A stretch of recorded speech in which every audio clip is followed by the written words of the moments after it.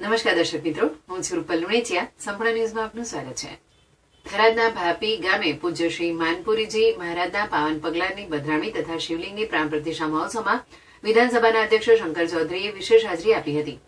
ભાભી ખાતે પ્રાણ પ્રતિષ્ઠા મહોત્સવમાં વિધાનસભાના અધ્યક્ષ શંકરભાઈ ચૌધરીએ જણાવ્યું હતું કે આધ્યાત્મિક ઉર્જા અને સંતો મહંતોના આશીર્વાદ સાથે થરાદ પંથકમાં લોકોની સુખાકારી માટે અનેક વિકાસના કાર્યોને વેગ મળ્યો છે.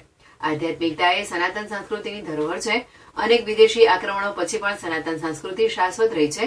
સેવા પરમો ધર્મની ભાવના સાથે અનેક સંતોએ આ ભૂમિ માટે સારા કાર્યો કર્યા છે.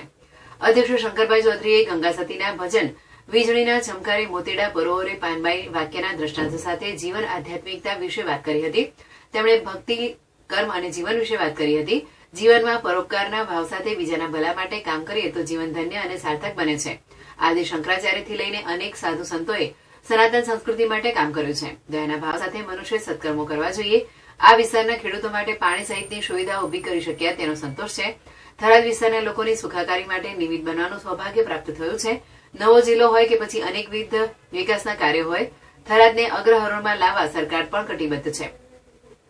થરાદના ભાપી ખાતે અનેક સંતો મહંતો અને મહાનુભાવોની હાજરીમાં એક ત્રિદિવસીય વિવિધ કાર્યક્રમનું આયોજન કરાયું હતું, જેમાં પૂજન આરતી, મંદિર વાસ્તુ, હોમ કર્મ, પગલા પધરામણી, હવન, પ્રાણ પ્રતિષ્ઠા, સંતોના મુખારવિંદથી દિવ્ય વાણીનું પ્રવચન, માનપુરી બાપુ ગૌશાળાના લાભાર્થે ભવ્ય લોક ડાયરો, દિવ્ય ધર્મસભા સહિતના કાર્યક્રમો યોજાયા હતા. આ ઐતિહાસિક મહોત્સવમાં ગુજરાતના વિવિધ મંડળોના સંતો પધાર્યા હતા.